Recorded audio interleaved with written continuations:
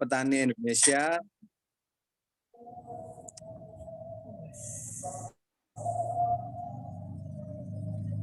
Ya, ayo petani Indonesia tanam porang. Jadi budidaya porang mudah, disebut mudah karena dia ini jenis tanaman liar yang dimana dia tumbuh di kawasan hutan dan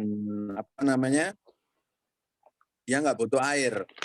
Dia bisa tumbuh dengan sangat mudah dan tidak ada hama yang mengganggu. Buktinya tidak ada hama apa? Ketika ditemukan di hutan, mungkin Bapak yang tadi testimoni bahwa sudah nanam porang. Porang itu ketika ditemukan di hutan, umbinya itu bisa besaran sampai 10-15 kilo. Nah, ketika ada umbi yang besarannya segitu, satu umbinya, artinya bahwa umbi tersebut bukan jenis dari rantai makanan terhadap hewan-hewan yang ada di hutan. Nah, hewan yang ada di hutan itu saya yakin itu komplit macamnya. Nggak cuma tikus, tapi yang lain-lain banyak. Nah, faktanya Indonesia pertama kali mengekspor porang itu dari hutan. Jadi umbi yang ditemukan di hutan itu diekspor. Lalu dibudidayakan oleh para petani, akhirnya menjadi salah satu komoditi yang budidaya semacam itu. Jadi tanamannya ini sangat mudah, biaya produksinya rendah karena ekspor, jadi keuntungannya banyak seperti itu. Nah ini slide selanjutnya Pak.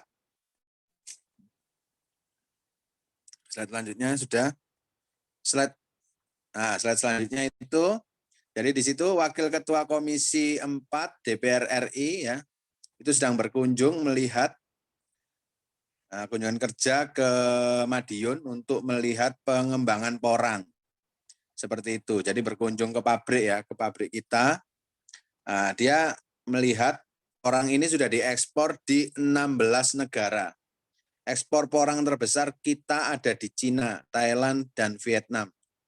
Ya, jadi seperti itu, sebanyak itu.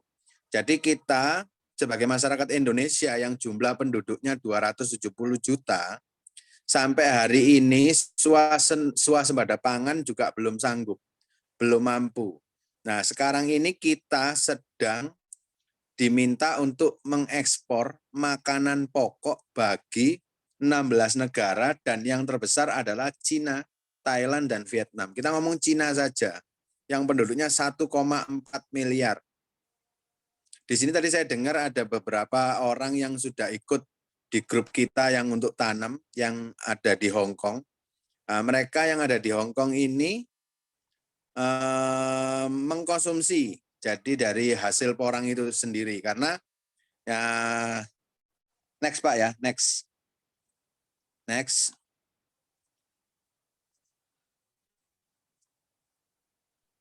Slide selanjutnya ya. Ini Pak, sudah silakan. Jadi produknya adalah salah satunya ini, shirataki. Nah ini banyak dikonsumsi. Karena produk ini di Amerika Serikat olahan konjac. Jadi konjac itu nama tepung porang, di luar negeri sebutnya konjac. Seperti mie dan nasi semakin diminati. Ini konjac ini sering disebut sebagai miracle noodle. Karena memiliki nilai kalori yang rendah, tinggi kandungan serat, serta bebas dari gluten. Produk ini banyak dikonsumsi oleh orang-orang yang ingin melakukan diet dan memiliki riwayat penyakit diabetes. Jadi semacam itu. Jadi makanan ini adalah makanan sehat dan harganya ya relatif mahal.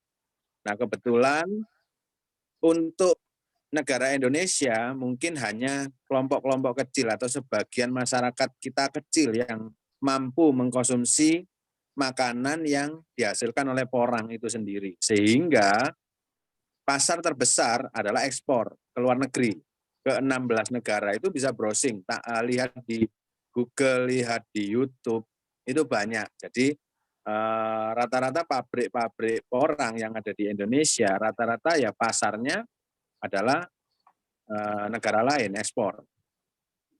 Karena ekspor otomatis harganya lumayan bagus.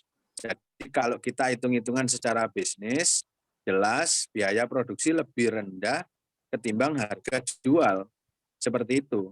Beda kalau kita punya komoditi lain ya, yang biaya produksi sama harga jual tipis. Bahkan sampai demo-demo. Kenapa? Karena biaya produksi terlalu tinggi, pupuk mahal, apa segala macam, nggak nutut, nggak nyampe. Jadi biaya produksinya tinggi, harga belinya rendah. Nah itu kebanyakan seperti itu. Selain itu, porang juga tidak memiliki batas waktu. Komoditi lain 3 bulan, 4 bulan, atau 7 bulan, atau 8 bulan harus panen seandainya begitu. Kalau nggak panen dia rusak atau kadar ininya kurang atau kadar itunya kurang. Porang tidak demikian. Jadi porang katakanlah Bapak kemarin nanam yang Desember, sekarang sudah ripa, sudah tidak ada tumbuhannya, sudah tidak ada pohonnya. Tapi Bapak nggak mau panen, Bapak mau membuat satu musim berikutnya dengan tujuan Bapak ingin punya strategi bisnis adalah panen katak, karena harga katak juga mahal, atau bibit porang, atau buahnya porang, itu mahal.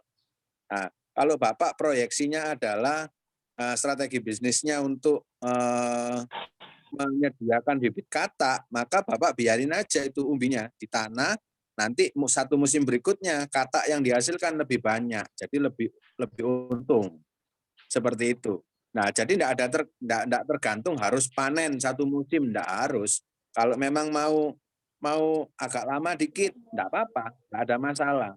Jadi tidak ada seperti kayak, maksud saya tidak seperti kayak komoditi lain Jangan yang di sini dong, gue tuh jadi host sama mau ngapain sih? Kalau waktunya panen harus panen. Tidak seperti itu. Jadi kalau apa namanya? Kalau porang itu sekalipun sekarang bisa panen, tapi kita nggak mau panen karena harga kurang bagus. Karena kemarin ada penjualan besar-besaran karena para petani butuh duit di masa Lebaran. Mereka lagi jual karena mereka lihat budidaya porang mereka yang hektaran itu semuanya laku dijual. Akhirnya pada jual besar-besaran sehingga harga otomatis turun. Karena apa? Perusahaan-perusahaan harus mengeluarkan uang yang berlebih dari kapasitas yang mereka harus keluarkan. Contoh, pabrik di Asia Prima Konjek terima 200 ton per hari. Nah, kemarin dapat kiriman 1.000 ton per hari. Otomatis harganya ya saya mau beli, tapi harganya ya turun karena saya nggak harus nyukupin duit, kan gitu bahasanya pabrik. Tapi itu keuntungan buat pihak pabrik. Tapi petani juga nggak dirugikan karena apa? Biaya produksi tidak lebih dari Rp3.000 per kilo. Sementara kalau harga jual 8.000, 9.000 atau berapa ya masih untung banyak. Semacam itu. Jadi itu olahannya ya, produknya. Next, Pak. Next. Nah, ini komposisinya, perbandingannya kalau pakai nasi putih biasa dari beras, kalorinya berapa, kalau pakai nasi yang bahan konjek yang biru, yang kalorinya berapa, lemaknya berapa, karbohidratnya berapa, proteinnya berapa. Nah, bentuk mie, nah seperti itu, kalau dari tepung biasa berapa, kalau dari porang yang mie shirataki berapa. Nah, jadi gampangannya gini, orang yang mengkonsumsi porang, dia tetap kenyang, dengan takaran yang sama dia tetap kenyang, tapi tidak menjadi bobot buat tubuh kita. Kalorinya rendah, lemaknya rendah, karbohidratnya rendah, proteinnya rendah, tidak menyebabkan diabetes dan macam-macam. Nah, cuman harganya memang mahal. Yang mampu mengkonsumsi adalah masyarakat-masyarakat di luar negeri dengan pendapatan yang cukup bagus dalam hal bulanan mereka. Semacam itu. Jadi hal ini diminati di dunia, di negara-negara lain yang pendapatan mereka lebih tinggi daripada Indonesia. Nah, apalagi kita ngomongin Cina. Nah, Cina ini 1,4 miliar penduduknya, lahannya lebih luas dari Indonesia. Kalau penduduk Cina butuh porang dari kita, gampangannya nih ngomong jelek, satu Indonesia nggak usah nanam yang lain-lain. Nanam porang aja, nggak akan nututin. Wong orang Indonesia nanam padi untuk swasembada pangan sampai hari ini, nggak pernah cukup itu. Apalagi kalau kita ngomong suruh nyuplai Cina. Nah, tanaman porang itu tumbuh subur di Indonesia. Jadi ini tanaman istimewa, sama seperti sawit. Orang Eropa butuh sawit, ya carinya di Indonesia. Sama seperti kalau orang butuh porang, dia akan cari di Indonesia. Di negara lain ada, tapi kualitas kurang bagus. Seperti itu. Seperti itu. Jadi Indonesia pengekspor porang terbesar saat ini. Seperti itu. Next, Pak. Nah, ini yang fenomenal adalah Pak Paidi. Pak Paidi ini dulu kerja di tempat kami, terus mencoba peruntungan dengan membuka pabrik sendiri, PT Paidi itu ya. Nah, itu dia viral karena kebetulan dia seorang YouTuber. Jadi dari kemampuannya sebagai seorang YouTuber dimasukkan tentang porang, lah rupanya minatnya orang cukup besar tentang porang ini gara-gara Mas Paidi yang memang pernah bekerja sebagai seorang pemulung, lalu mencoba peruntungan dengan usaha porang, dan akhirnya menjadi seorang miliarder. Itu faktanya begitu. Dan saat ini nggak cuma satu Paidi, tetapi banyak petani-petani lain, asal Bapak mau coba keliling dari desa ke desa di wilayah Bapak masing-masing, tanya saja langsung sama petaninya. Atau Bapak tadi yang di dalam Zoom ini yang nanam, nanti Bapak tanya aja modalnya berapa, setelah itu panennya besok, itu dapat duit berapa. Saya yakin nilainya minimal 3 kali lipat dari modal yang dikeluarin. Nah itu sangat banyak ketimbang kita ngomong komoditi yang lain. Seperti itu. Ya. Next Pak. Next. Nah ini perhitungan estimasi ya, yang saya serahkan biasanya kepada petani-petani pemula. Jadi estimasinya seperti ini, nanti silakan minta sama co-hostnya, PowerPoint ini boleh diminta. Perhitungan saya begini, seperti itu. Jadi sewa lahan kalau di Jawa, itu 1 hektar tanah, dalam arti ini tanah terbuka, itu kisaran 10 juta per hektarnya. Terus alat pertanian, tempat umbi panen, dan lain-lain sebagainya. Jadi itu peralatan-peralatan, biaya garap, mulai pembersihan lahan, sewa traktor, operator, semua saya cantumkan sampai gaji petani-petani. Jadi kalau Bapak ini mungkin pengusaha, bukan seorang petani. Nah, dengan estimasi yang Bapak saya kirimkan ini, Bapak sudah tahu hitung-hitungannya. Oh, pengeluarannya ini aja. Nah, jadi Bapak tinggal cari petaninya siapa, yang suruh garap apa dan sebagainya. Seperti itu. Nah, biayanya 150 juta. Biayanya 150 juta. Oke, next Pak. Next. Sementara pendapatannya berapa? Nah ini panen umbi 1 hektar tadi itu 1 hektar itu beli bibit 1 hektar lahan itu kalau dalam hitungan yang benar presisi sesuai dengan SOP saya atau gambar ya. Jadi akan nanti dibikin bedengan. Di bedengan itu nanti ada 1 meter sama 40 cm, ditanami jarak tanam 30 cm 30 cm. Nah, itu kalau diterapkan benar, kebutuhan bibitnya adalah 46.000 sekian. Tapi saya tulisnya cukup 45.000, enggak 46.000. Jadi saya tulisnya 45.000. Nah, dari 45.000 bibit yang kita tanam, dengan estimasi 1 pohon hanya 1 kilo. Kenapa kok saya tulis 1 pohon 1 kilo? Karena itu angka ideal. Sebab banyak di antara petani-petani saya yang nanam 1 hektar dengan komposisi bibit yang 1 kilo isi 100, itu hasilnya pada 6 bulan ke depan itu menghasilkan umbi minimal 1 kilo seperempat. Seperti itu. Nah, jadi kalau saya menulis angka 45 ton hasil dari 1 hektar lahan, itu berarti 1 pohon menghasilkan 1 kilo umbi. Ya, jadi panen umbinya 45.000 dikali harga 14.000 itu harga tanggal 10 2020.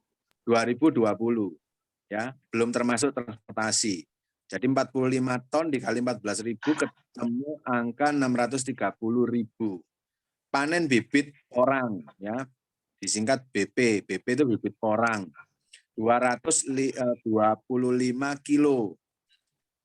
Nah, harganya kalau dijual ke petani-petani di awal-awal musim itu 150.000 per kilo, dapat uang 33.000. Jadi total dari bibit dan katak itu dapat 663.750.000. Laba bersihnya dipotong sama modal tadi, jadi ketemunya 513. Seperti itu. Ya, next. Ya. Porang itu bisa ditanam dari 3 jenis bibit. Yang pertama bibitnya dari bunganya atau spora. Yang kedua dari bulbil atau katak. Katak itu sebenarnya sebutan dari orang Indonesia karena bentuknya warnanya coklat seperti katak. Aslinya namanya bulbil atau dia itu buahnya porang. Dia tumbuh di ruas daun, di cabang-cabang semacam itu. Dia tumbuh buahnya. Nah, yang ketiga adalah umbi porang. Jadi dia dari umbi-umbi kecil, dari hasil bunga. Ya, jadi Bapak Ibu harus tahu bahwa porang bisa dihasilkan dari 3 jenis bibit ini. Bisa dari bunganya, bisa dari bulbil atau katak, bisa dari umbinya. Pak, yang bisa panen satu musim bibit apa, Pak? Yang bisa panen satu musim adalah bibit dengan besaran tertentu atau 1 kilo isi 100 minimal. Karena kalau di bawah itu, kalau Bapak beli bibit yang 1 kilo isi 500, 1 kilo isi 1.000 atau lebih, ya jangan berharap satu musim panen. Ya dia bisa panen beberapa tahun, 2 tahun atau 3 tahun, atau istilahnya 2 musim atau 3 musim. Semacam itu. Jadi tergantung besaran. Loh Pak, kenapa Pak orang-orang kok memilih bibit katak daripada bibit umbi? Bibit katak adalah buahnya, dia di atas. Dia tidak ada pengaruh dari unsur tanah, tidak ada pengaruh dari suhu. Jadi dia sangat mudah beradaptasi. Jadi maksudnya gini, ada orang tanam porang di daerah tinggi, menghasilkan katak, dibeli sama petani yang dataran rendah. Dia tidak ada masalah, karena apa? Dia tidak ada pengaruh. Sementara kalau umbi, kalau orang dataran tinggi, terus dibeli oleh dataran rendah, sama kayak di Jawa Timur itu kita beli bunga di daerah kawasan batu. Biasanya bunganya nggak tumbuh atau tanamannya bahkan mati, semacam itu. Jadi perlu adaptasi, intinya begitu. Jadi, oh Pak, saya kemarin menanam pakai umbi tumbuh kok Pak, ya bisa gitu. Saya bilang cuman adaptasi, bukan kepastian gagal, bukan. Apalagi kalau Bapak beli umbi di daerah yang kawasan tinggi rendah, posisinya sama. Semacam itu ya. Itu. Udah, oke sampai di situ dulu kira-kira. Ada pertanyaan? Pak, saya mau nanya. Ya. Di antara ketiga bibit ini, antara bunga, katak, dan umbi, yang paling direkomendasikan dari perhitungan biaya dan hasil, mana yang paling rekomendasi selama ini, Pak? Katak.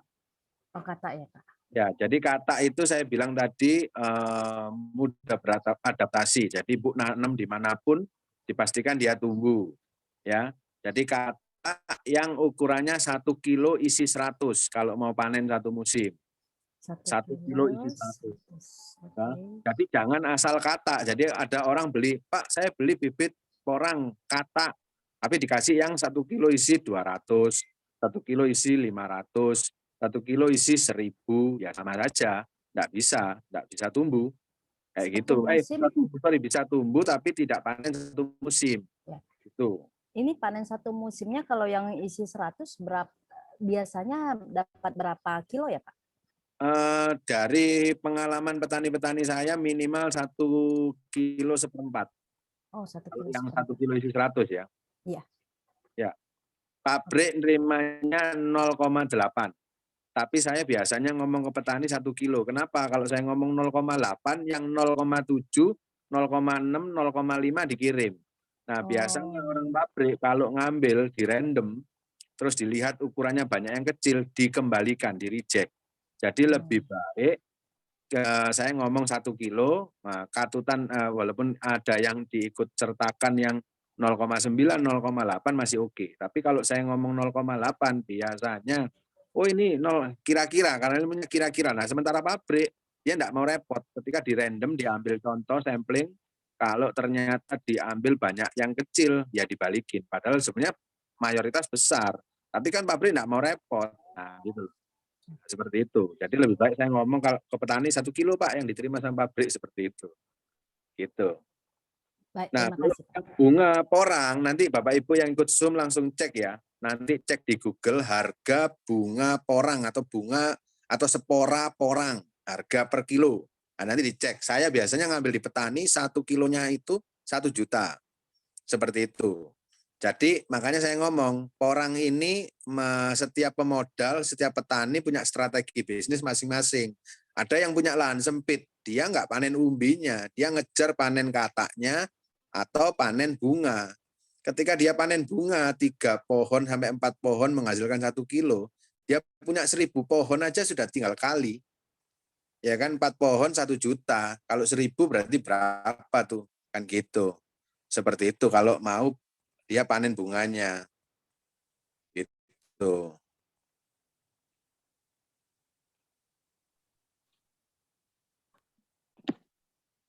Cek.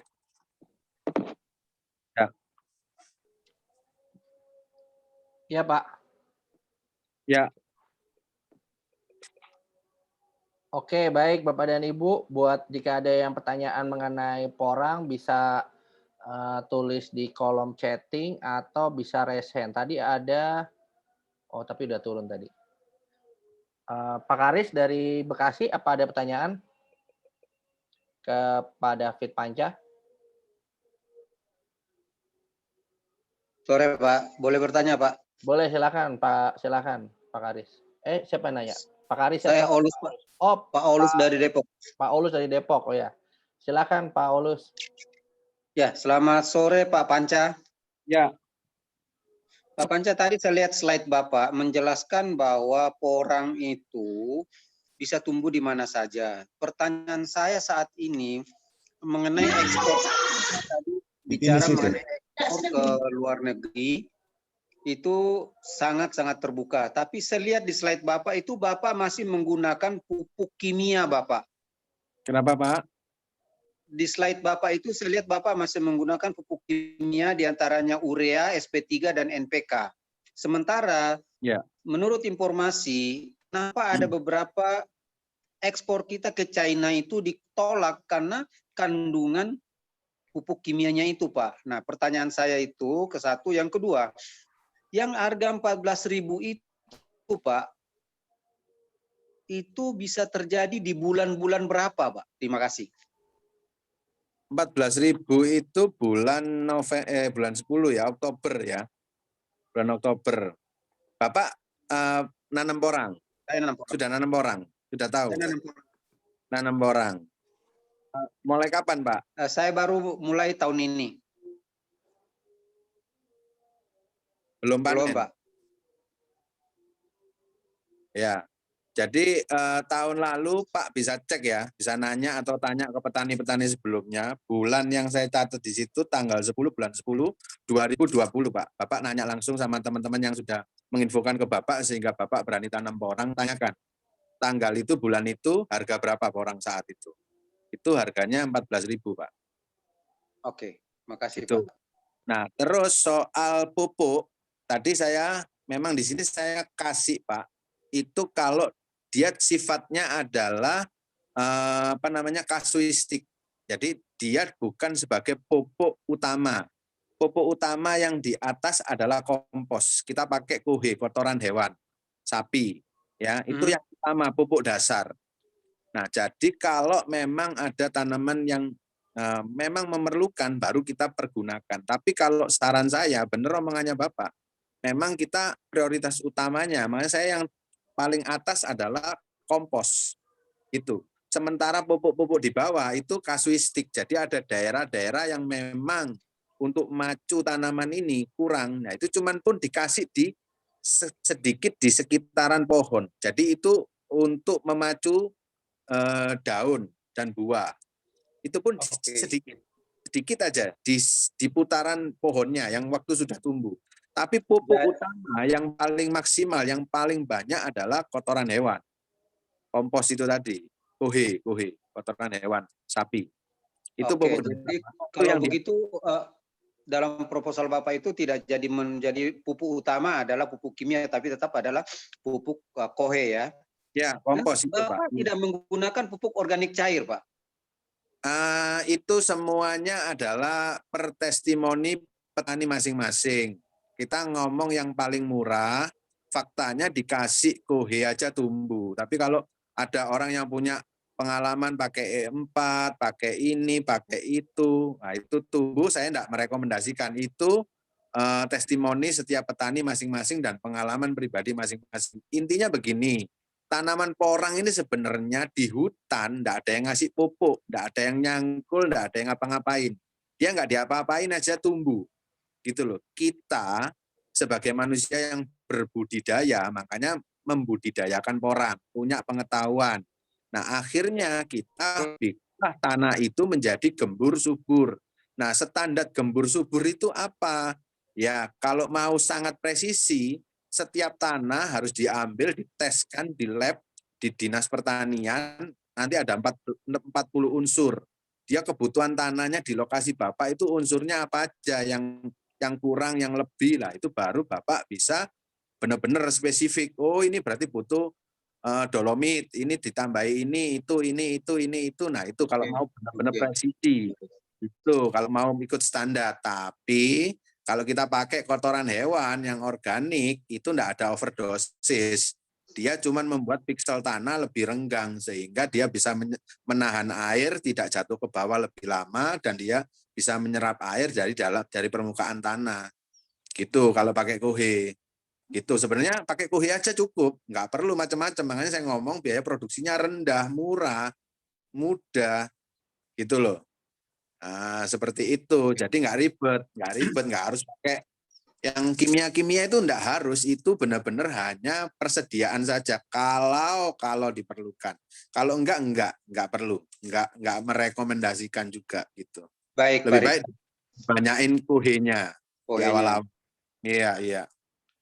Saya nambah satu lagi pertanyaan Pak Richard. Kebetulan kami ada lahan di sekitar muara itu dekat, kalau air pasang air bisa naik hampir di sekitar lahan. Jadi mungkin di sana airnya payau. Pertanyaan saya, porang ini apakah bisa tumbuh dengan baik di dataran rendah seperti itu?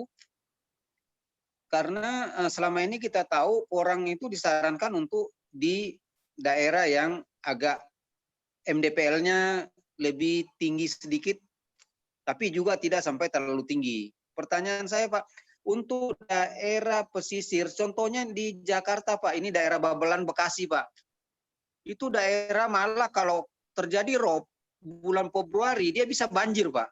Itu apakah bisa tumbuh porang di sana? Terima kasih Pak Richard. Pak Panca maksudnya, Pak David Panca. Oke, saya jawab. Gini Pak, porang ini tidak suka dengan tanah becek, ya. Jadi kalaupun dia di tanah yang sawah, dia harus benar-benar untuk irigasinya sama sekali nggak perlu masuk ke dalam lahan porang. Apalagi Bapak tadi bilang kalau ada histori rekam jejak wilayah itu sering banjir. Itu sudah pasti akan tidak bisa. Karena apa? Umbinya busuk, Pak. Jangan dibikin shortcut, Pak. Umbinya busuk. Jadi tanaman porang itu kenapa ketika dibudidayakan sama petani-petani dibikin bedengan atau gulutan atau apa istilahnya tempat Bapak saya nggak tahu. Yang jelas bedengan atau gulutan itu adalah gundukan lembah kayak nanam cabai atau nanam apa. Tujuannya apa? Ketika ada air yang berlebih, dia tidak menggenangi di bagian umbinya, tapi dia lebih banyak di selokannya sehingga ketika nanti airnya sudah surut, umbinya itu enggak kena efek dari air yang berlebihan tadi, sehingga enggak busuk. Jadi kenapa kok digunakan sistem bedeng? Nah, banyak petani-petani yang enggak paham teori ini, akhirnya nanamnya dibikin sistem datar. Padahal datar-datarnya tanah pasti ada tekstur yang lembah, maksudnya ada yang genang, air genang. Nah, air genang itu saja tanpa disengaja kena hujan dalam waktu berkepanjangan terus genang sampai lama itu busuk, dia nggak akan tumbuh. Kalaupun tumbuh jelek pasti. Gitu. Yang terjadi seperti itu. Makanya kalau kita ngomong jangankan pakai air payau gitu. Kita ngomong itu daerah banjir aja sudah enggak bagus lah, enggak rekomen gitu. Seperti itu.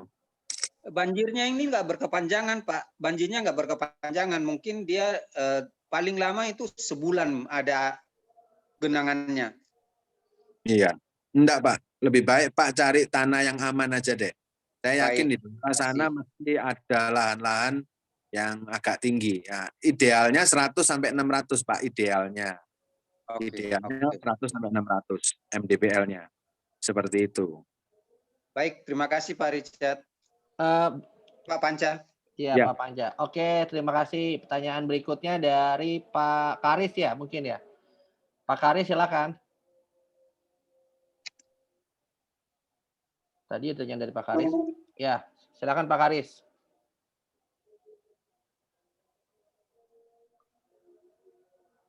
Pak Karis, suaranya belum kedengeran Pak Karis. Atau mau di kolom chatting dulu? Gimana? Coba.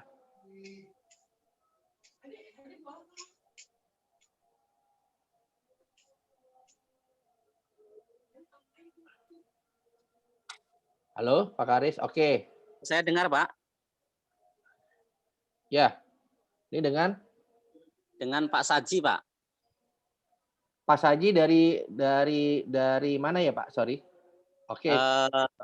Saya dari Kalimantan Tengah. Oh iya, silakan Pak Saji, silakan bertanya langsung ke Pak David Panca selaku narasumber. Oke. Begini, Pak. Kebetulan saya punya lahan ini kemarin sempat beli 3 hektar di Madiun. Iya. Karena memang tempat tanggal lahir saya itu di Madiun sana dan di sana fenomenanya itu sangat memang saat ini lagi gencar-gencarnya penanaman porang dan saya baru mulai nih Pak. Nah, yang saya tanyakan begini, apakah nanti ini potensi porang ke depan 3 tahun ke depan kan saya baru nanam ini ceritanya. 3 tahun depan ini fenomenanya akan seperti ini atau bagaimana menurut narasumber ini? Karena untuk saat ini harga katak pun tinggi sekali ya. Kemarin saya beli itu harga katak per kilonya 150 per kilo. Sehingga 3 hektar masih belum tertanam semua, baru 1 hektar yang tertanam. Nah, itu tadi pertanyaannya apakah ini hanya fenomena rame-rame di awal atau ini bisa berkelanjutan begitu Pak untuk bisnis ini. Terima kasih.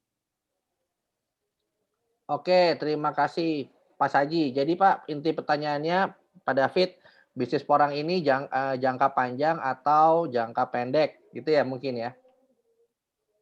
Iya, betul. Ya, silakan Pak. Ya, baik Pak. Jadi porang ini tadi sudah saya jelaskan di awal, ini adalah sumber makanan pokok. Jadi kalau kita ngomong ini sumber makanan pokok seperti halnya dulu beras, terus jadi akhirnya menjadi kentang, ya. Kentang itu sampai hari ini orang juga masih makan kentang karena dianggap lebih baik daripada beras. Ada yang makan gandum. Nah, lebih baik. Itu terus ada sampai hari ini orang butuh itu gandum, ya orang butuh kentang, semacam itu. Nah, sekarang ini porang itu orang lebih menemukan bahwa jauh lebih baik kualitasnya. Nah, kalau ditanya sampai kapan? Ya, ini makanan pokok yang jelas ketika orang tahu bahwa ini makanan pokok bergizi dan mereka mampu membelinya, artinya mampu menyerapnya karena memang pendapatan dari penduduk di luar negeri cukup mampu untuk mengkonsumsi. Nanti mungkin di sini ada yang di luar negeri, yang di Hong Kong. Coba ditanyakan aja bagaimana minatnya masyarakat Hong Kong makan produk-produk dari porang. Semacam itu. Nah, kalau saya ditanya, apakah ini 3 tahun lagi mereka masih doyan makan porang?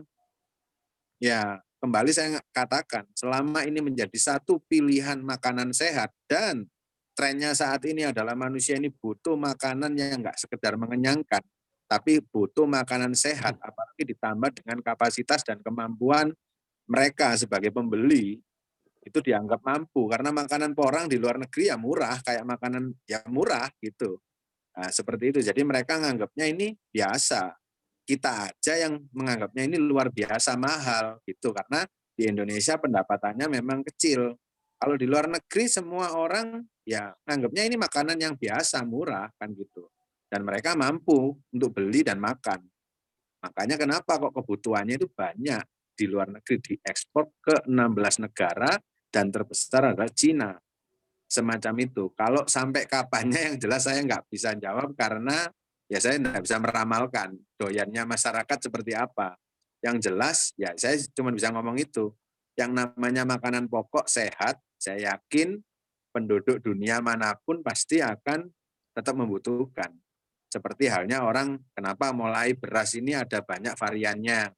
Cari beras yang mulai rendah kalori, yang beras hitam, apa segala macam. Nah, bagi orang-orang yang sadar akan kesehatan dan kebutuhan gizi, mereka akan mengkonsumsi beras merah, beras hitam, beras apa, yang harganya relatif lebih mahal daripada beras-beras biasa. Sama kayak gula, pakai gula yang tidak menyebabkan diabetes, kayak begitu. Nah, semacam itulah kurang lebihnya begitu, Pak. Jadi kalau untuk memastikan yang pasti, ya saya enggak tahu, enggak bisa. Yang jelas pasar doyan sekarang ini, suka dan mau.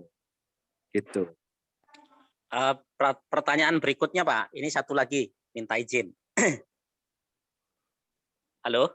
Iya, silakan. Silakan Pak. Sekarang kan harga porang sangat menjanjikan ini beberapa tahun terakhir ini, makanya saya betul-betul terpikat nih dengan budidaya porang. Nah, pertanyaannya, adakah trik tertentu, langkah-langkah tertentu sebagai petani agar komoditi porang ini harganya tetap stabil seperti ini? Jangan nanti seperti ketela ya, dulu ketela itu harganya juga cukup bagus, tetapi untuk akhir-akhir ini ketela sangat jatuh sekali, bahkan sampai sekarang ini ketela hanya 500 perak ini per kilo di sini. Nah, yang saya tanyakan begini, apakah ada trik-trik tertentu sebagai petani sehingga harga porang ini, harga komoditi porang ini tetap stabil sehingga petani betul-betul diuntungkan? Begitu Pak, terima kasih. Kalau dari pabrik cuman begini Pak, ngono ya ngono, tapi jangan ngono gitu. Maksudnya gini, kalau bahasa Indonesianya itu porang itu biaya produksinya rendah, tapi kalau jual ya jangan mahal-mahal. Kalau kamu jualnya kemahalan, pabrik nggak bisa jual kan, nggak bisa produksi. Ya akhirnya cari komoditi lain. Apakah petani bisa kirim sendiri ke Cina, kirim sendiri ke Jepang? Kan nggak bisa. Nah, bagaimana supaya orang itu tahu ini untung, ini rugi? Ya kita tahu sama tahu. Makanya orang pabrik juga tahu kalau biaya produksi porang tidak lebih dari Rp3.000 per kilo. Nah kalau terjual dengan harga maksimal di 14.000, itu sudah sangat tinggi. Nah kalau setelah itu di bawahnya, ya masih untung lah. Saya kayak kemarin harganya turun 8.000. Petani saya ngomong, Pak ini kok saya cuman harganya masih 8.000 ya Pak ya. Kan ini saya rugi Pak. Berapa ton dapatnya Bu 1 hektar? 65 ton. Berarti dapat duit berapa tuh? 400 juta lebih. Modal berapa kemarin? 100 berapa gitu loh. Untung banyak gitu loh. Kok masih kurang, saya bilang gitu. Mau nanam apa yang untungnya begitu banyak? Nah, kalau masih kurang terus untungnya, ya lama-lama pabriknya yang mundur karena tidak sanggup jual produknya Bapak. Akhirnya cari komoditi lain. Itu yang mengakibatkan umbi harganya jatuh. Karena petani.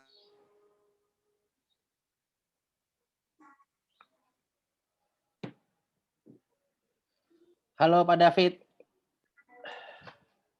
Terputus ya? Iya, kayaknya sinyalnya putus teman-teman. Oke. Baik, bentar ya, kita tunggu. Oh ya, pertanyaan dari Bu Juli. Bu Juli mungkin bisa diketik ulang, Bu Juli, pertanyaannya, karena ditujukannya kepada host. Bapak dan Ibu sambil menunggu Pak David terkoneksi kembali, kayaknya ada gangguan koneksi internet. Bapak dan Ibu yang mau mendapatkan link rekaman Zoom sama materi sore hari ini, mungkin bisa ngisi absensi berikut ini ya. Nanti akan dikirimkan sesuai dengan yang ngisi absensi aja. Oke, makasih. Oke, kita tunggu dulu ya. Oke, sambil menunggu. Ada Pak Etnan nggak ya? Oke, berikutnya mungkin berikutnya habis ini mau bacain pertanyaannya. Berarti yang pertanyaan dari Virgilio Datu udah terjawab ya. Dataran rendah bisa ya, karena kan memang porang itu di hutan awal. Bentar ya, saya kontak ke Pak David dulu. Ada Pak Etnan nggak ya? Pak Etnan.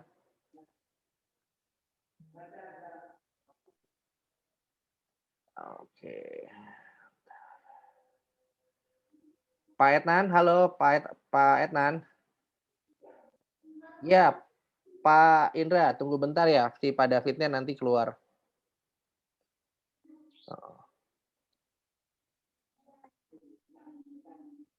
Oke, tunggu. Halo Pak Etnan, Pak David. Oke, bentar ya. Ternyata sinyalnya koneksinya putus teman-teman. Si Pak David Manca. Sebentar saya kontak lagi apakah dia udah bisa connect lagi apa belum.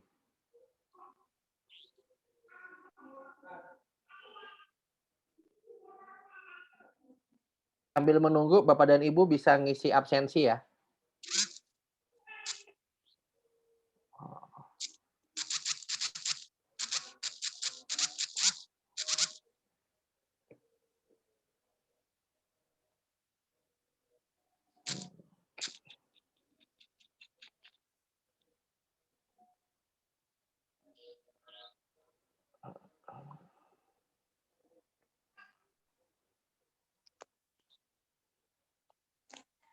Iya, Pak Saji, silakan diisi Pak Saji di absensinya nanti akan dikirimin Pak oleh pengundangnya Bapak. Silakan. Silakan Bapak dan Ibu peserta workshop porang pada sore hari ini ada 52 orang lebih. Kita sangat senang ya, antusiasmenya tinggi nih untuk budidaya tanaman porang. Nah, bisa diisi nanti materi akan dikirimkan karena materi cukup besar ya. Mungkin nanti bisa dikirim via WA atau via email. Ini absennya di mana Pak ya? Itu Pak, sudah saya tulis Pak di kolom chatting Pak. Ada https://tinyurl.com itu. Tapi nggak bisa dibuka, Pak. Oh, tidak bisa dibuka? Coba diulang lagi Pak, tolong. Coba. Bisa kok Bu. Di saya ngeklik bisa Bu. Coba aja diklik ya. Sudah bisa Pak. Sudah bisa ya. Oke, baik sebentar. Kalau titip modal, nah kemarin itu kita buka memang untuk pembukaan lahan 1 hektar lagi. Tapi kalau ini pertanyaannya pertanyaannya Neo ya. Bisakah jadi modal saja? Kemarin sih kita ada ya skema crowdfunding. Ya Pak David. Halo Pak David, selamat datang kembali.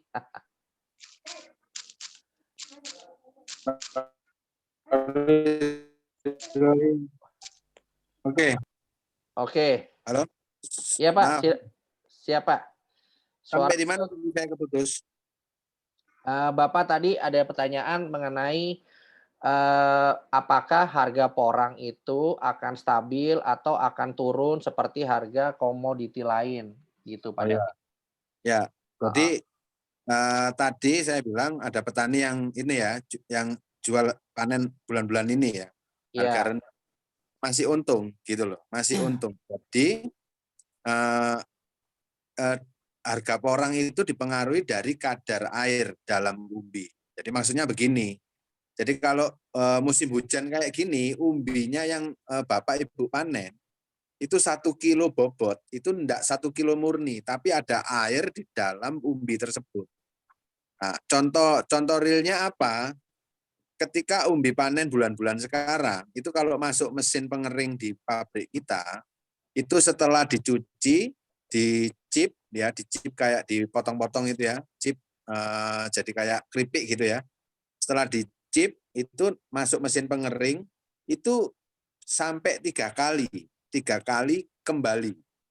Jadi dikeringkan ternyata masih lembek, terus masuk lagi masih kurang keras, baru yang ketiga sampai krek. Nah setelah keras krek baru masuk mesin rajang jadi pensil, jadi kayak kentang gitu loh ya, potong kecil-kecil pensil gini nih. Setelah itu baru masuk mesin penepungan, semacam itu. Nah itu yang membuat harga porang lebih rendah. Jadi bukan karena faktor oh ini kebanyakan porang atau apa segala macam, enggak. Karena kadar air dalam umbi yang cukup banyak. Nah, semakin ke sana, semakin musim kemarau, makanya saya bilang Oktober, harga makin tinggi. Karena apa? Ya kadar air dalam umbinya sudah nggak ada. Karena sudah kena panas musim kemarau dari bulan Juni, Juli, Agustus, September, Oktober. Nah, itu kan panas, terus sudah nggak ada hujan. Kalau di Jawa ya, sehingga umbinya menjadi kering, menjadi kadar airnya rendah, kayak gitu. Nah, keuntungan dan kerugian panen di musim hujan sama di musim kering apa? Sebenarnya sama aja. Kalau di musim hujan, ibu panen atau bapak panen, itu tonasenya lebih banyak kalau musim penghujan. Kenapa kok lebih banyak? Umbinya itu lebih bobot karena ketambahan air tadi. Jadi harganya murah, tapi pengalinya banyak. Contohnya gini, dipanen bulan sekarang, 1 hektar bisa sampai 50 ton ke atas, 60, 70. Nah, tapi kalau panen nanti di musim kering itu lebih rendah. Harganya tinggi, pengalinya sedikit. Harganya rendah, pengalinya banyak. Logika sederhananya begini, bola tenis, bolanya besarnya sama, yang satu ceburin ke air, setelah itu ditimbang. Nah, pasti bobotnya beda. Gitu loh. Itu logika sederhananya begitu. Nah, kita kalau beli para pabrik beli di bulan sekarang, prosesnya lebih panjang. Harusnya sekali sudah bisa jadi tepung ini 3 kali dikeringkan. Berarti butuh biaya pemrosesan. Untuk itulah harganya lebih rendah. Itu yang mempengaruhi harga rendah tinggi. Bukan berarti, Pak, saya kemarin dikatakan harga 14.000, sekarang faktanya harganya sekian. Iya memang, karena kadar airnya tinggi. Kayak gitu, jadi supaya paham. Jadi kalau ada petani, Pak, kalau gitu saya nunggu aja panen Oktober, silakan, enggak apa-apa. Tapi Bapak akan melihat nanti hasil panennya juga akan lebih sedikit.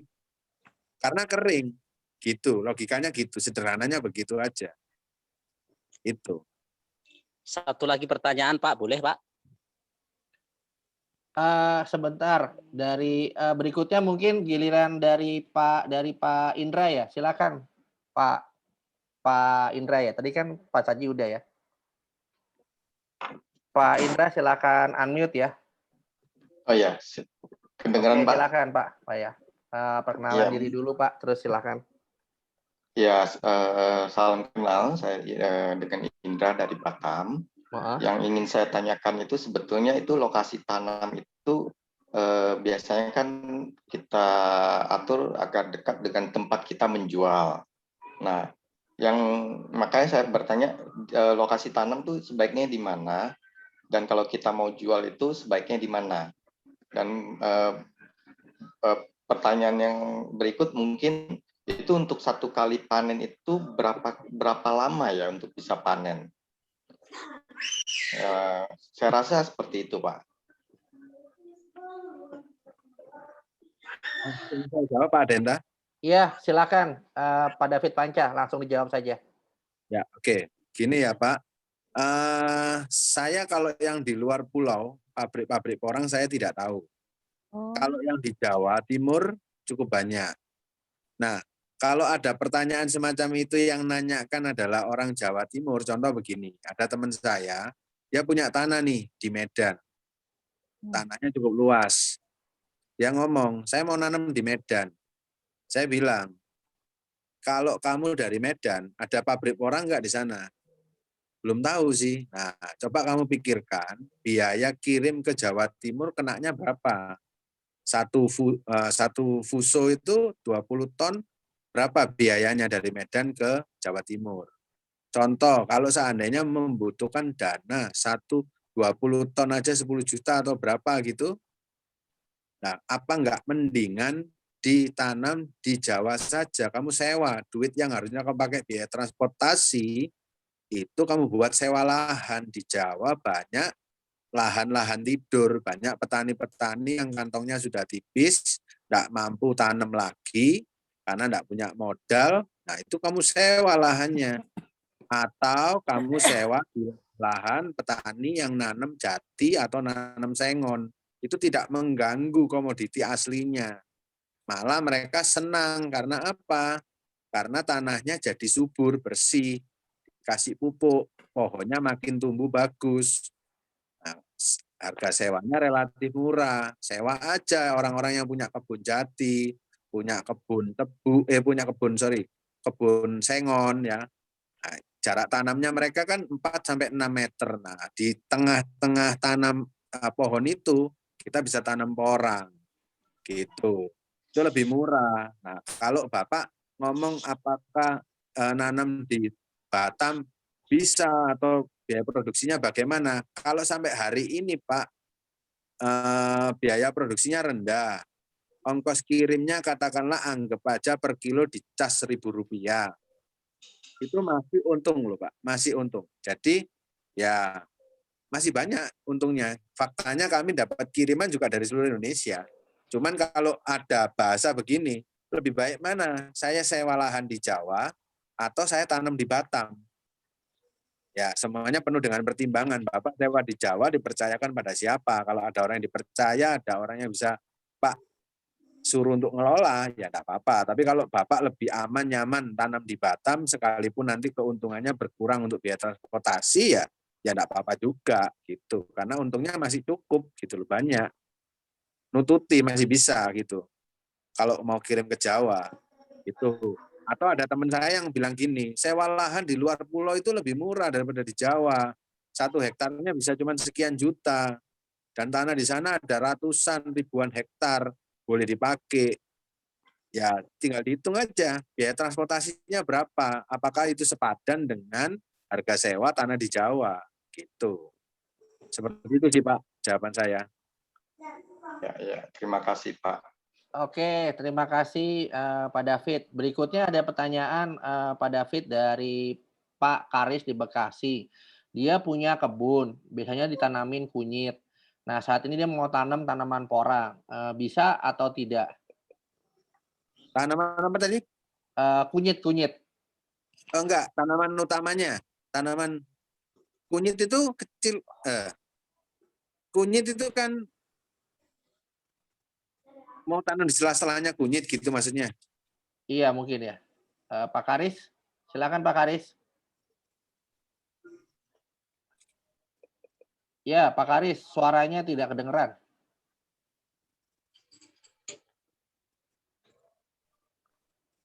Halo Pak Karis. Iya, kunyit itu kecil ya. Oh, dia mau ganti ke tanaman porang, Pak. Bisa ya, Pak ya? Kalau sebelumnya dia tanam kunyit terus mau diganti ke tanam porang. Bisa. Biasanya orang yang mau susah ganti itu orang yang tanam tebu. Karena tebu itu kan sekali tanam tinggal di lagi itu tumbuh lagi, dia enggak perlu nanam bibit lagi. Oh, berarti jawabannya bisa ya, Pak? Oke. Terima kasih, Pak.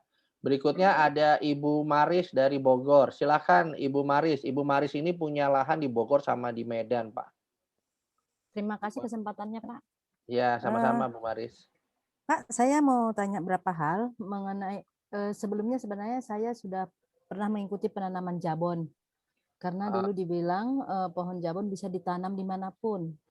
Nah, kenyataannya setelah kita tanam 30 hektar di Jawa Barat, di Bogor, itu nggak bertumbuh dengan maksimal. Nah, kita mau menanam di antara jabonnya, Pak, seperti itu.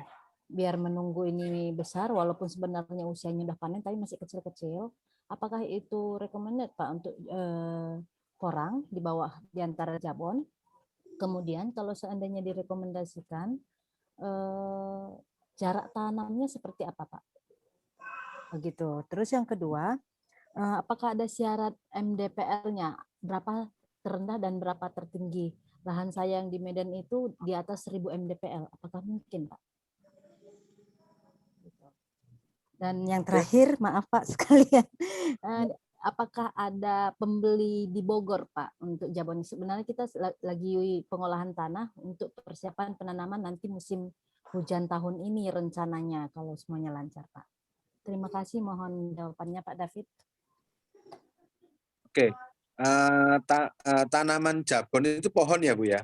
Iya, pohon seperti sengon Pak, tapi daunnya daun lebar. Jarak tanamnya berapa Bu? 3 kali 3. 3 kali 3. 3 kali 3. Betul. Meter kali 3 meter ya? Iya, betul. Oke, gini. Intinya porang itu ekosistem aslinya adalah di hutan. Ya, dia di bawah pohon apapun. Yang jelas tanaman hutan aja pokoknya. Jadi enggak ada pengaruh ini pohon apa.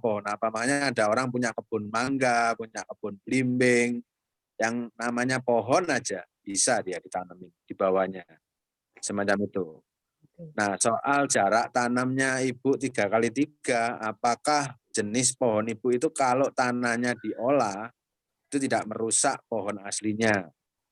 Semacam itu. Jadi kalau itu masih tanahnya masih bisa diolah, ditanam di celah-celahnya, ya enggak ada masalah. Itu bisa. Seperti itu. Nah, kalau ketinggian ideal itu 100 sampai 600. Apakah bisa ditanam di bawahnya? Faktanya bisa, ada yang nanam bisa. Apakah ditanam di tempat yang lebih tinggi? Bisa. Ada yang mencoba bisa. Di Bromo itu cukup tinggi, suhunya rendah banget. Ibu, MDPL 1000 itu di Medan gunung berarti Bu ya? Iya, persisnya di Tele Pak, itu juga kentang semua, hampir mirip seperti Bromo. Hutan pinus dulunya. Di Bromo kentang, wortel, apa segala macam itu bisa tumbuh di sana. Ada petani yang nanam di Trawas, kalau di Jawa Timur ya, itu bisa. Berapa musim panennya Pak, pengalaman yang daerah? Nah, kalau berapa musim tadi sudah saya jelaskan, tergantung besaran bibit yang Ibu tanam. Jadi kalau Ibu nanamnya yang sekilo isi 100, itu bisa panen 1 musim. Tapi kalau Ibu panennya yang sekilo isi 500, yang sekilo isi 5, yang isi 1000, ya nggak bisa. Berarti jadwalnya sama saja ya Pak ya? Jadi kalau Ibu nanti beli bibit, harus benar-benar tanya sama petani apa yang jualan, Pak saya minta yang sekilo isi 100, bilang gitu. Nah terus itu kalau Ibu mau cek benar-benar itu isi 100, Ibu hitung, ngambil 1 kilo ditimbang, nah, isinya berapa. Kalau isinya sampai 200, 300 itu berarti bohong. Ibu dapat bibit kecil-kecil. Nah itu jangan berharap panen 1 musim. Tuh. Kemarin kita dapat bibitnya itu yang sekitar 150 per kilo Pak. Itu dapat harga 300.000. Nah itu kecil-kecil Ibu. Itu bisa setahun lebih. Oh, gitu ya. Nah saya jelaskan dulu ya soal bibit ya supaya nanti nggak salah teman-teman, kasihan. Jadi di Indonesia ini ada 2 istilah, petani luar sama petani dalam. Petani luar adalah petani yang memanen hasil panen porang dan juga katak itu bukan dari hasil budidaya, melainkan dari memungut dari hutan. Jadi mereka merambah hutan, lalu mencari tanaman porang, diambil umbinya, kalau kedapatan ada katak, diambil kataknya. Padahal katak ini tidak boleh dipetik dari daunnya, tapi harus ditunggu ripa sempurna, mati sempurna, menguning hingga coklat, dan lepas dengan sendirinya tanpa bantuan tangan manusia. Maka disebut dia ripa sempurna atau bibit tua. Nah, kalau orang memetik, itu nanti bibitnya akan kempes, tidak keras, sehingga ditanam tidak akan tumbuh, atau kurang bagus, bahasanya begitu. Nah, banyak-banyak petani pemula dapat bibit yang kualitasnya buruk, padahal bibit adalah faktor utama keberhasilan budidaya tanaman porang. Kalau sudah dapat bibit buruk, ya jangan berharap panen baik, kan begitu. Nah, petani yang dari luar ini, kalau saya tanya, Pak, kenapa kok harus dipetik? Kenapa nggak nunggu ripa? Saya ini perambah hutan, Pak.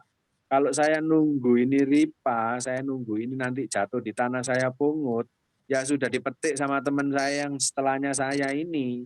Ya saya nggak dapat apa-apa. Tetapi kalau gini ini merugikan petani. Ya kan banyak petani yang nggak tahu, Pak, kita jual nanti campur-campur. Akhirnya seperti itu. Nah, kalau kami yang kayak gitu-gitu nggak kami terima. Jangankan petani luar, petani porang pun yang bukan binaan saya, yang nggak saya terima.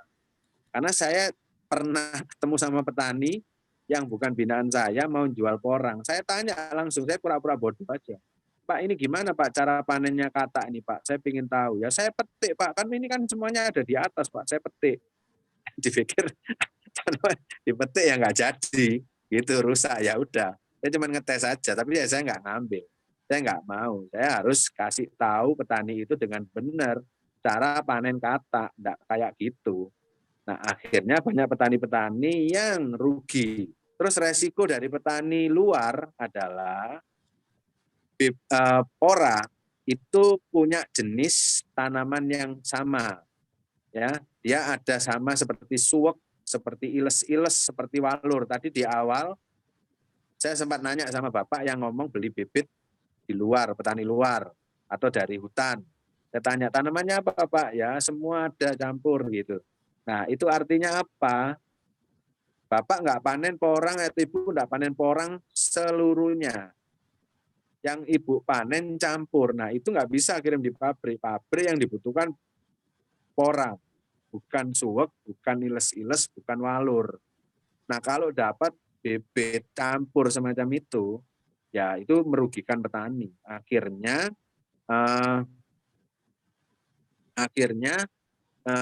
Bapak Ibu nanti waktu panen, nanti ada yang curhat sama saya, Pak gimana nih Pak, saya kok panennya nggak porang, loh dulu beli bibit di mana? Di orang Pak, saya nggak tahu. Saya nggak tahu kalau ternyata saya belinya ini bibitnya campur-campur Pak. Ya itu Bu, makanya hati-hati beli bibit porang. Jadi banyak orang-orang yang memanfaatkan situasi ini, mengambil keuntungan dengan cara-cara yang nggak benar. Sama kayak orang beli bibit lele, ikan lele. Jadi ikan lele ini dalam satu indukan, dalam satu telur bisa bertelur 120.000 telur. Nah, ketika nanti 1 bulan dipilih, disortir, nah, Pak yang bibit yang paling besar itu disebut bibit super, bibit KW1. Nah, itu yang bagus untuk budidaya pembesaran. Paling jelek ya KW2-nya. KW3, KW4 itu tidak boleh untuk usaha pembesaran. Dia nggak akan besar. Jadi kalau banyak orang yang melihat, tuh ini lele kok kepalanya besar, badannya kecil. Ya karena itu sudah KW3, KW4. Itu harusnya untuk makan predator atau indukannya itu sendiri. Nah, banyak orang yang nggak paham itu. Sehingga ketika dia budidaya, ikan itu dikasih makan walaupun makanannya cukup, nggak bisa besar. Itu. Nah, sama seperti katak. Nah, kalau Bapak sudah dapat bibit yang jelek, cuma jelek masih mending. Ini campur-campur, sudah terlanjur dipupuk, sudah terlanjur dirawat, ternyata begitu panen suwek, nggak laku. Itu. Nah, seperti itu.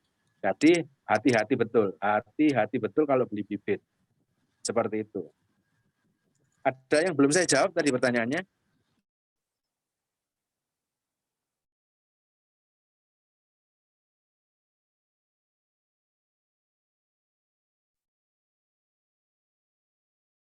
Untuk ada dari Elitawan dari Toraja. Silakan Ibu Elitawan Toraja. Halo. Ya, halo. Ya, Bapak ya, maaf, silakan. Ya.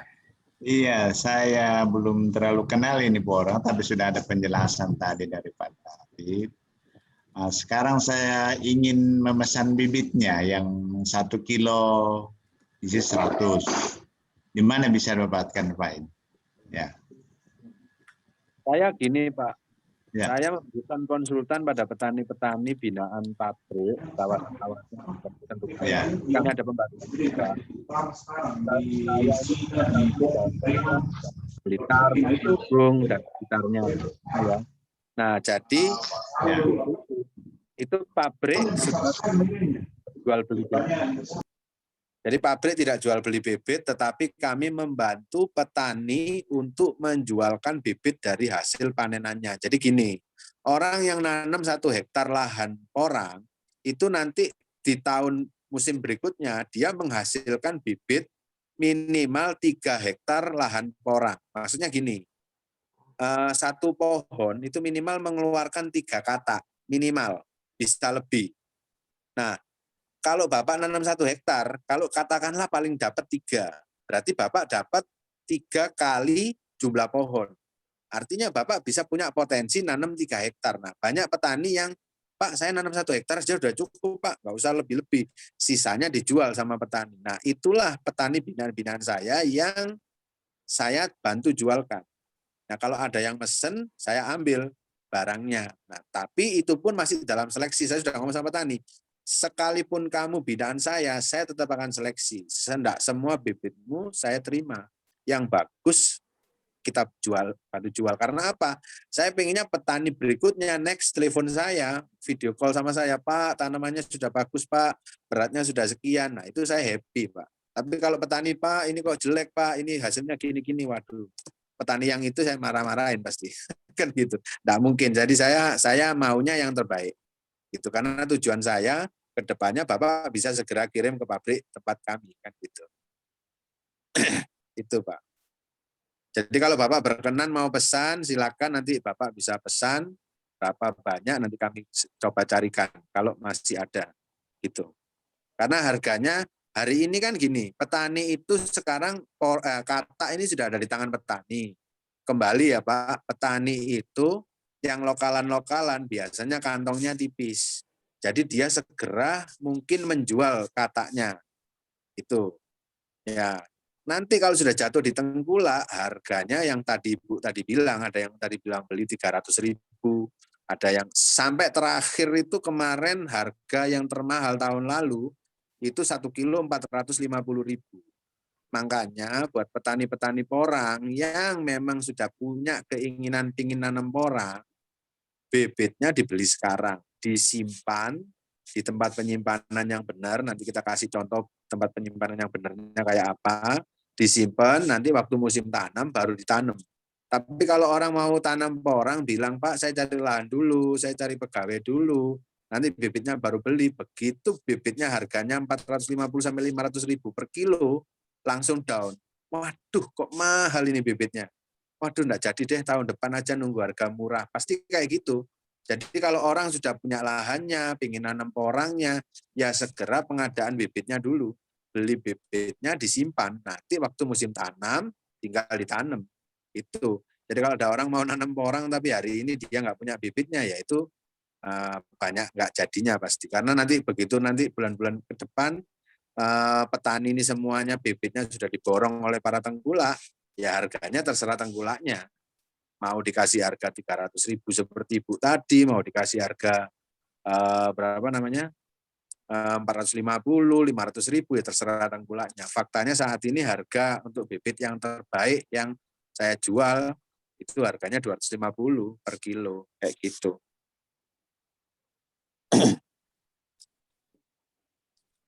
Oke, terima kasih Pak David. Boleh tanya, 1 hektar berapa kilo kita tanamnya?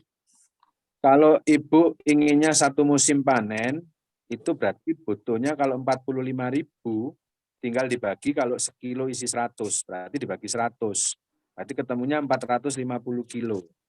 Makanya saya mengasumsikan di sini tadi harga 100 juta. Saat itu saya tulis harga itu, harga bibit porang harganya kisaran 200 sampai 230. Nah, kalau segitu dapat 100 juta itu sudah dapat itu bibit. Untuk 1 hektar ya? 1 hektar ya, kayak gitu. Kira-kira berapa pohon jadinya? 45.000 Bu. Pencapaiannya sampai di angka 45.000. Harus begitu nanamnya. Nanti Makasih. cara tanamnya apa segala macam nanti saya kasih PDF-nya Bu. Kalau memang Ibu nanti minat, nanti kita kasih panduan. Mungkin telepon Pak David, kontak Pak David boleh dong. Boleh Bu. Ya, nanti akan di-share. Ibu diundang sama siapa Bu? Nanti akan diberikan oleh pengundangnya. Saya sudah isi daftar absen. Oh sudah isi, boleh. Nanti pada waktu setelah itu kita akan kirimkan. Oke Pak David, mungkin Pak ini ada pertanyaan terakhir Pak dari Berau Pak, dari Berau. Dia mau nanya ideal jarak tanam porang untuk lahan 1 hektar dari Pak Nobertus Pak. Ya. Jadi lahan terbuka ya. Ini kita ngomong acuannya lahan terbuka, bukan lahan di bawah naungan atau di celah-celah pohon. Kita ngomongnya lahan terbuka itu tanah itu di bedeng. Di bedeng itu artinya digulut ya. Yang tadi gundukan, selokan itu ya. Gundukannya 1 meter, selokannya 40 cm. Nah, di dalam 1 meter itu ada bibit porang 30 cm, 30 cm. Jadi dari tepi sekitar 25 cm, terus 30 gitu. Terus ke belakangnya ya 30. Nah, itu kalau saya gambarkan pakai aplikasi Corel atau AutoCAD, nah dari 100 kali 100 tanah 1 hektar itu dengan sistem tanam tadi 40-100 1 meter, ditanam 30 cm, 30 cm, ketemunya angkanya 46.000 sekian. Gitu ya, maksudnya 6, berapa. Cuman saya ngomong bahwa tanah 1 hektar di desa itu bisa jadi nggak benar-benar 1 hektar. Makanya saya asumsikan paling tidak 45.000 sudah bagus, oke lah. Gitu. Seperti itu. Oke, terima kasih Pak David Panca untuk sharingnya mengenai budidaya porang gitu. Baik Bapak dan Ibu, nanti untuk yang detailnya. Nah, Bapak dan Ibu, jadi tadi kan Pak David sempat sharing ya bahwa di luaran itu kalau Bapak dan Ibu tidak tergabung dalam satu komunitas bisnis yang tepat, Bapak dan Ibu bisa tertipu membeli bibit yang kemahalan ya Pak ya, atau yang kecampur-kecampur ya, sehingga tidak mendapatkan hasil yang maksimal. Betul kan ya Pak? Ya. Seperti itu ya. Nah, oke, saya akan sharing selama 15 menit ke depan, sekaligus akan menutup acara workshop pada hari ini, mengenai satu komunitas bisnis yaitu Ciputra Entrepreneurs Club ya, gitu Bapak dan Ibu. Jadi Bapak dan Ibu, seperti tadi di-sharing oleh Pak David, penting banget adanya satu komunitas. Nah, komunitas itu biasanya tujuannya apa sih? Nah, saya sharing seperti gini. Oke, nah Bapak dan Ibu, kalau misalnya biasanya Bapak dan Ibu gabung di satu komunitas kan,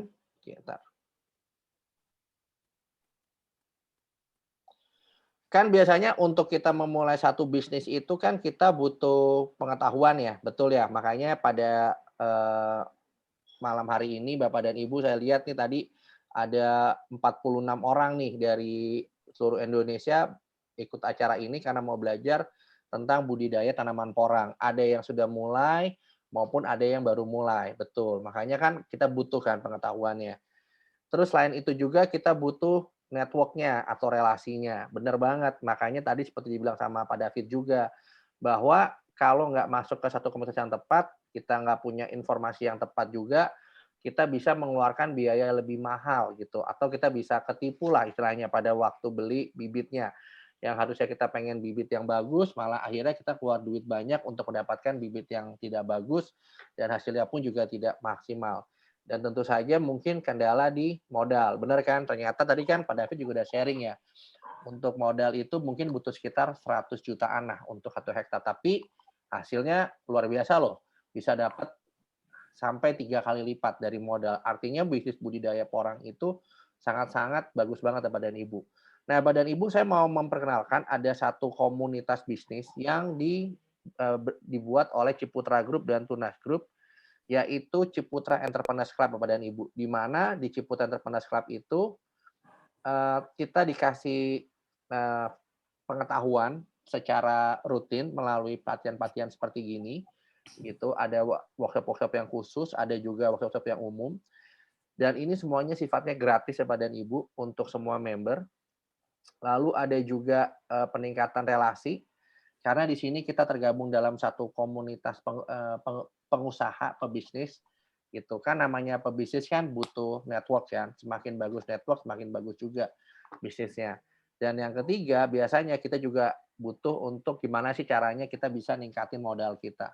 Nah, di sini dikasih Bapak dan Ibu, semuanya secara gratis gitu.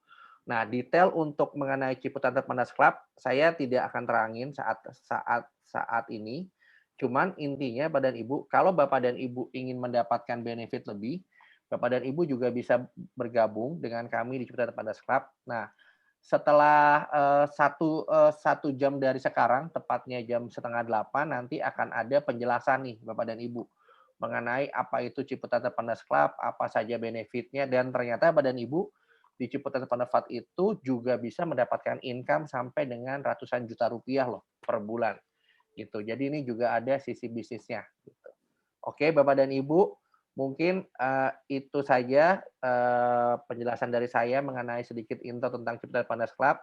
Saya ucapin terima kasih banyak untuk Pak David Panca selaku narasumber kita di budidaya tanaman porang. Terus buat Bapak dan Ibu yang mau mendapatkan materi dan rekaman acara malam hari ini, bisa isi absensinya ya. Itu nanti akan dikirim sama di WhatsApp. Oke. Mungkin Pak ada kata Adenta dari Pak Etnan. Silakan Pak Etnan. Gimana Pak Etnan? ya, terima kasih Pak Adenta waktu yang diberikan pada saya. Sama-sama Pak Etnan. Ya, terima kasih. Ini saya sama Pak David itu mau menanam porang dengan sistem budidaya porang. Jadi kita akan belajar sama-sama menanam porang dari soal pembibitan sampai kita kirim ke pabrik. Nah, ini ada lahan sekitar 2 hektar. Ini akan saya bagi juga 40 slot ya. Bagi yang mau berminat, silakan bisa menghubungi saya untuk menanam bersama-sama. Menanam bersama-sama bisnis porang ini. Tapi syaratnya satu, ada syaratnya. Untuk mau bergabung di dalam bisnis porang bersama-sama ini, kita harus member CEC dulu ya. Ya, betul Pak Etnan. Kita harus member CEC dulu. Kalau sudah menjadi member Ciputa grup ya, baru kita bisa masuk ke bisnis porang sini. Betul ya. sekali. Nah, tolong siapa yang berminat untuk menanam bersama-sama dengan cara budidaya porang ini bisa menghubungi saya Etnan ya di nomor HP 089 6169 2368. Ya, jadi saya jualnya per slotnya itu 5.300.000. 5.300.000 boleh ambil 10 slot boleh, ambil 20 slot boleh, ambil 15, ambil 1 slot pun juga boleh. Silakan untuk kita sama-sama menanam porang dengan sistem budidaya porang bersama-sama. Jadi nanti kita bagi hasil ya, seperti tadi yang sudah saya cantumkan tadi, itu nanti modal dikembalikan, 5,3 juta dikembalikan, lalu sisanya setelah dipotong biaya angkut, dibagi 2, 70% untuk mitra, 30% untuk pengelola. Ya, begitu. Nanti bisa dikawal, mulai dari sistem dari menanam sampai barang dikirim ke pabrik. Kita sudah buka 4 lahan, ini tinggal 1 lahan lagi. Nanti nanamnya sama-sama. Di bulan Agustus kita mulai menanam. Bulan Juli itu baru kita bedeng, kita gemburkan tanahnya. 1 bulan kemudian, bulan Agustus baru kita tanam sama-sama. Lahan 1, 2, 3, 4, 5 kita tanam sama-sama. Nanti panennya bisa diatur, tidak bersamaan. Harinya bisa beda-beda. Begitu informasi dari saya. Ada yang mau menanggapi, silakan. Terima kasih banyak Pak Etnan untuk informasi kemitraannya ya. Jadi kita bisa. Ada yang tanya lokasi di mana? Lokasi di Blitar, sama. Lahan 1, 2, 3, 4, 5 di Blitar sama. Oke, semuanya Jadi, lahannya di Blitar ya. Blitar. Di tempatnya Pak David Panca. Jadi nenek moyangnya dia itu semua itu di sana. Turun-temurun di sana. Jadi kenal semua. Jadi masalah keamanan itu sudah dapat dipercayalah sama kalau Pak David Panca di sana sudah tahu semua. Gitu. Saya ikut bicara sebentar boleh Pak Enan? Ya, silakan Pak David Panca. Ya. Jadi ceritanya begini. Pak Enan ini memiliki ide. Jadi kadang ada orang pingin budidaya, tapi modalnya kecil. Tak cukup kalau mau tanam 1 hektar.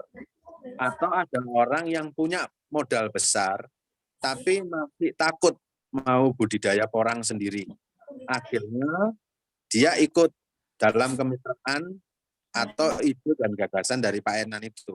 Jadi sifatnya kayak konsorsium kita budidaya bersama. Jadi patungan untuk bikin satu lahan 1 hektar. Tapi kalau ada orang yang di lahan 3, itu cuma 4 orang, dia sudah 1 hektar lahan.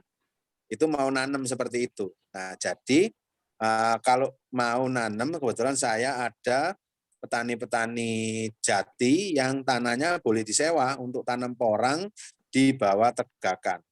Nah, konsepnya apa? Pokoknya tahunnya 45.000 bibit. Jadi saya harus nanam 45.000 bibit. Jadi bukan luasan lahannya. Bisa jadi per 45.000 bibit itu lebih dari 1 hektar. Tapi tidak ada masalah. Tetap hitungannya biaya operasionalnya 1 hektar. Semacam itu. Nah, nanti dari proses penyediaan bibit, boleh dilihat, boleh dipantau, boleh didatengin. Nanti dari proses pengolahan lahan, mulai dari pembajakan, pemupukan dasar, lalu rotari, lalu bedeng, terus penanaman, itu semuanya boleh. Para teman-teman yang mau ikut gabung melihat, boleh, sangat boleh. Memang fungsinya adalah pembelajaran. Jadi Bapak Ibu yang berminat menjadi mitra, belajar bersama, silakan bergabung sama Pak Etnan. Tapi kalau bagi yang orang-orang yang sudah berani mau usaha sendiri, harus seperti itu. Karena memang kebutuhan kami sangat banyak dan kurang-kurang. Jadi dari 200 ton per hari, kadang kami cuma dapat sehari 60 ton. Cuma dapat 40 ton atau bahkan tidak dapat sama sekali dalam hari itu. Itu makanya kemarin ketika waktu Lebaran petani Indonesia jual sangat banyak kepada kami, ya kami benar-benar kuras kantong. Semaksimal kami bisa beli. Itu menguntungkan buat kami. Karena apa? Yang tadinya kami cari sulit-sulit, ini sekarang datang berlebih-lebih. Karena apa? Orang pada butuh duit. Jadi orang nggak mikir, wah mau jual nanti nunggu gini-gini gitu. Enggak, pokoknya jual aja deh. Masih untung mereka banyak. Dan mereka jual kepada kami. Kayak gitu. Nah, itu yang terjadi. Nah, hari-hari biasa ke depan ini ya sama. Kita masih kurang-kurang karena kebutuhannya banyak banget. Gitu.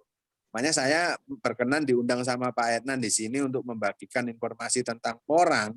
Ya memang tugas saya mencari orang yang berkenan untuk mau nanam porang. Tapi kebanyakan petani-petani itu kalau dikasih informasi, mereka selalu mikirnya, ini nanti musiman, atau setelah kita nanam nanti harganya jatuh, mereka nggak berani tanam. Mereka nanti lihat dulu temennya, ketika nanti temennya sudah naik Innova Ribbon, baru nanya, dari mana tuh Innova Ribbon? Ya dari porang. Nah baru mereka mau nanam, kan begitu. Seperti itu, kayak gitu. Jadi saya mau diundang seperti ini dengan harapan Bapak Ibu, secara katanya infonya ini kan nasional. Nah, Bapak Ibu bisa nanam di Medan, di mana, monggo nanti kalau mau kirim ke pabrik silakan info ke saya, nanti saya kasih PO, bisa kirim ke pabrik dan Ibu bisa melihat timbangannya, sudah tahu oh ini timbangannya sekian, harganya sekian, nah tahu sendiri nanti di sana. Gitu. Gitu Pak Enan, terima kasih. Pak Adenta, terima kasih. Sama-sama Pak David. Oke, Bapak dan Ibu, itu jadi tadi ada informasi sangat bagus ya. Jadi selain pada hari ini kita mendapatkan mengenai potensi caranya gitu untuk budidaya porang, ternyata juga ada kesempatan untuk bisa langsung mendapatkan manfaat finansialnya. Betul, karena Pak David Panca dan Pak Etnan membuka kemitraan untuk porang di Blitar. Beliau sudah dari 5 lahan, sudah jalan 4 lahan, masih ada 1 lahan lagi dan terbuka. Tapi ini ada syaratnya, Bapak dan Ibu. Syaratnya apa? Harus khusus jadi member Ciputat Entrepreneurs Club, Bapak dan Ibu. Nah, apa itu Ciputat Entrepreneurs Club? Nah, Bapak dan Ibu bisa ngikuti Zoom-nya setelah ini ya, jam 7:30 malam. Ini saya sudah sharing itunya, saya sharing acaranya sama linknya, Bapak dan Ibu bisa ikuti nih acaranya ya, untuk yang Zoom mengenai Ciputat Entrepreneurs Club. Oke, Bapak dan Ibu, tidak terasa sudah 1,5 jam lebih kita mendapatkan ilmu banyak sekali, kita sharing mengenai budidaya tanaman porang, dan sudah mendapatkan juga, terima kasih juga buat Bapak dan Ibu yang sudah menginvestasikan waktunya untuk belajar tentang budidaya tanaman porang. Terima kasih buat Pak David Panca, sama Pak Etnan, terima kasih. Terima kasih juga untuk teman-teman yang sudah ikut acara ini. Semoga acara ini bermanfaat. Nanti untuk yang sudah ngisi absensi, nanti akan mendapatkan email sama WhatsApp ya, untuk klaim materi acara ini. Kontaknya Pak David sama kontaknya Pak Etnan, kalau mau budidaya tanaman porang, menjadi mitranya, serta mendapatkan link untuk rekaman Zoom pada malam hari ini. Oke, saya host Anda pada malam hari, Adenta, mengucapkan terima kasih dan sampai jumpa di acara. Buat yang minat untuk tahu apa itu Ciputat Entrepreneurs Club, bisa ngikut Zoom-nya ya setelah ini jam 7:30 malam. Oke, sampai jumpa. Selamat malam semua. Terima kasih Pak David. Terima kasih Pak Malam, Etnan. Pak. Terima kasih Bapak dan Ibu. Buat informasinya. Terima kasih Sama-sama. banyak. semuanya.